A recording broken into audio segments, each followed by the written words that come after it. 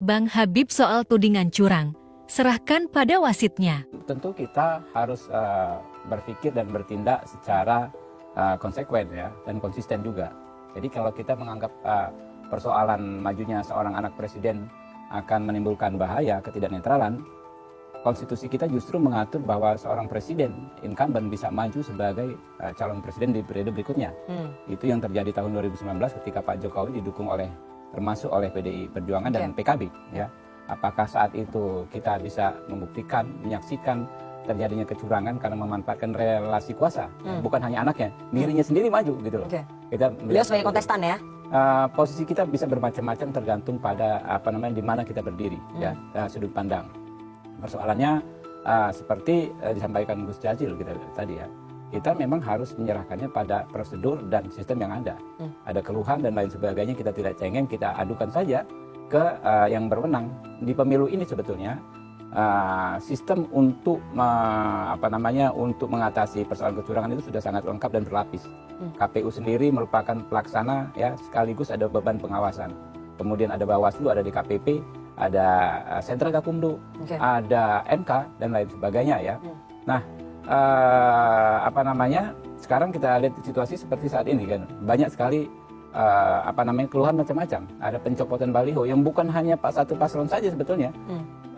Spanduk saya, baliho saya di Jakarta Timur ya, juga yang dicopot. Ada gambarnya Pak Prabowo berdampingan dengan paslon capres lain ya kan, yang punya kami belasan titik dicopot ya kan, sementara yang ini tidak dicopot. Apa yang kami lakukan? Kita tidak menuduh kecurangan, makanya hilang yang jelas kan. Ya maksudnya nggak ada, jadi nggak tahu siapa yang nyopot. Ya, makanya kami tidak ingin menjadikan itu sebagai tuduhan ya kan. Kami lebih memilih menempuh jalur hukum, melapor ya kan, dan menyerahkannya pada Satpol PP kali yang menertibkan di masa tenang. Makanya kan gini, saya sampaikan dulu, jangan dipotong. Ada saya instruksikan khusus spanduk dan baliho saya di samping spanduk calon lain yang mencantumkan gambar capres lain berdampingan. Yang punya saya hilang, yang capres lain. Capres lainnya itu gambar apa? Gambarnya siapa? Saya nggak mau sebutkan. Ya kan? Tapi capres nomor 3. Saya nggak mau sebutkan, tapi selain Pak Prabowo ya kan. Itu faktanya. Intinya kekuasaan itu juga saat ini tidak mutlak. Kalau kita bilang Orde Baru kan sentralistik. Ini kan tersebar. Mohon maaf ya. Dari semua paslon ini kan ada kekuasaan ya. Di kami ada beberapa menteri, ada anak presiden, lah disebut relasi kekuasaan.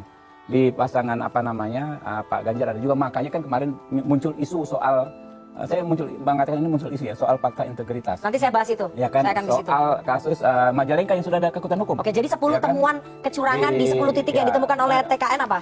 Enggak, saya bukan 10 ya. Saya cuma menyampaikan beberapa contoh ya. Itu di kasus Majalengka sudah ada kekuatan hukum. Lalu ada beberapa kepala daerah yang menyampaikan dukungan terhadap capres tertentu juga sudah ada kekuatan hukum, oleh Bawaslu dinyatakan melanggar. Ya kan?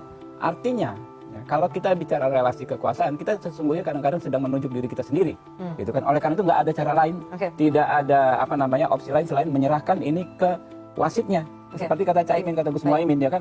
Kalau ada yang curang, foto. Benar, saya sepakat 100%. Ibarat bola ya, laporkan ke FIFA, artinya ke para pengadil gitu.